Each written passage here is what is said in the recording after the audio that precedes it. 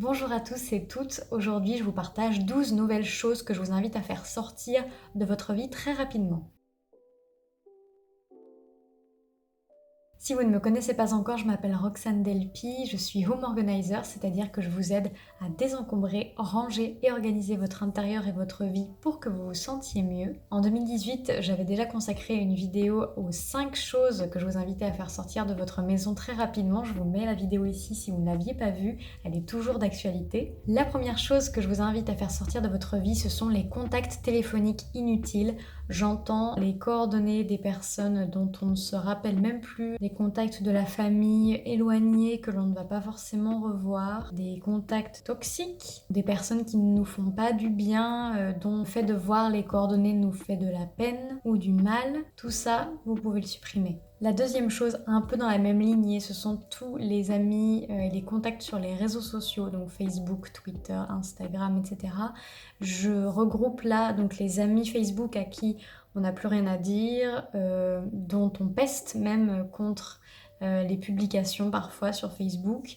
Mais je mets aussi dans cette catégorie donc les comptes qui nous font du mal, qui nous font de la peine ou qui nous donnent envie d'une manière malsaine, soit d'acheter, soit de critiquer. La troisième chose que vous pouvez faire partir de votre vie, ce sont les applications mobiles inutiles. Vous aurez tout le temps de les retélécharger si vous en avez de nouveau besoin. Dans la même lignée, tout ce qui est newsletter et email qui ne vous apporte pas forcément grand chose dans votre vie, voire qui vous incite à acheter des choses dont vous n'avez pas besoin. Une autre chose que vous pouvez faire sortir de votre vie, c'est la nourriture inutile. Alors j'entends par là toutes les choses un petit peu de test qu'on avait gardées dans notre frigo dans le but de faire une recette qui n'a jamais vu le jour. Les ingrédients un petit peu improbables de cuisine japonaise si on ne fait jamais de cuisine japonaise. Tout ce qui va être aussi dans la même lignée, les ustensiles et l'électroménager en lien avec des choses qu'on va jamais préparer. La gaufrière, la machine à raclette, la centrifugeuse, l'extracteur à jus, la yaourtière, la crêpière. Tout ça pour moi ça va avec la nourriture inutile ou du moins qui suit une logique de vie idéalisée. Si vous voulez vraiment vous servir de ces objets, leur donner une chance, si vous ne les avez jamais utilisés de votre vie, posez-vous une date sur l'agenda où vous allez faire une cuisine thématique. Ça peut être l'occasion de se challenger, mais aussi de voir si ces objets, ça peut faire partie de notre quotidien, si c'est facile à utiliser, si la nourriture qu'on a préparée nous plaît, et de pourquoi pas changer ses habitudes de vie. La sixième chose que je vous invite à faire sortir de chez vous, ce sont tous les flyers, les tracts, type publicité, pizza à domicile, les choses qu'on pense pouvoir être pratiques à garder sous la main et dont au final on se rend compte qu'on peut très simplement, pourquoi pas noter directement les coordonnées sur le téléphone ou trouver les renseignements sur internet. Dans la même lignée, tout ce qui va être carte de visite, si ce sont vraiment des personnes que vous souhaitez contacter, notez-les dans votre petit agenda, dans votre carnet de contacts ou dans votre téléphone, dans vos emails. Je trouve que c'est en plus déjà passé une étape que de rentrer les coordonnées tacitement, de manière pragmatique dans son téléphone, de faire la démarche de rentrer les personnes qu'on a envie de contacter dans ses contacts. Ça peut même vous initier à leur envoyer un message plus facilement. Débarrassez-vous également de tous vos tickets de caisse si vous avez terminé de faire vos comptes, que vous avez déterminé votre budget, que vous avez réparti toutes vos dépenses avec votre compagnon, votre compagne sur des applications comme Tricount par exemple, que j'utilise au quotidien et que j'aime énormément. C'est pas un partenariat, c'est juste quelque chose que j'aime utiliser comme outil au quotidien. Vous pouvez rentrer les dépenses, par exemple les courses du jour, et vous définissez si vous voulez partager à hauteur de 50% ou à un autre pourcentage avec le compagnon ou la compagne ou l'ami ou je ne sais quoi, qui reçoit directement une notification s'il a l'application ou un email si vous avez renseigné son email. C'est une ardoise numérique, dirons-nous. Ça peut être très utile si on est plusieurs personnes à partager un cadeau, pourquoi pas, de se rendre compte de ce qu'il reste à payer. Et puis moi, ça m'enlève énormément de charge mentale de ne pas avoir à me dire « Ah oui, c'est vrai que je dois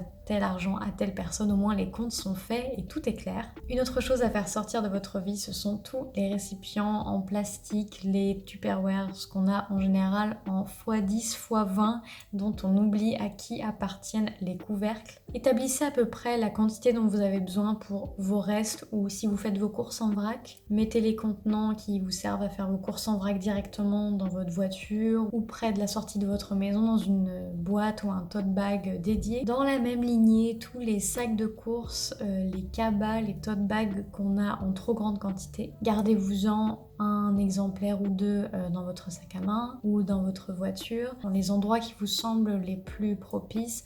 Un sac pour le linge sale, je dis n'importe quoi, mais n'en gardez pas une quantité astronomique parce que ça sert à rien et ça prend de la place. Pareil pour tous les pots en verre à confiture, gardez ceux vraiment qui correspondent à votre quotidien. Si vous ne faites jamais de confiture, pourquoi en ferez-vous cette année? Ou alors que ça devienne un objectif pour vous d'être la personne qui fait les confitures et parce qu'elle a tous les pots qu'il faut, peut se lancer et n'a plus qu'à acheter les fruits et le sucre par exemple. Sinon, donnez le reste des pots, proposez-les à vos proches, à vos voisins, faites des cadeaux avec, pourquoi pas, mais que ça reste pas stagné là longtemps, sinon recyclez-les. Et jetez dans la poubelle appropriée, les contenants en verre, c'est dans le verre, les couvercles, c'est dans l'alu en général. Et enfin, la dernière chose que je vous invite à faire sortir de chez vous, à laquelle on ne pense pas forcément, ce sont les cartes postales sans message personnalisé. Pendant des années, j'ai gardé des cartes de vœux, les cartes postales envoyées de mes proches quand ils étaient en vacances,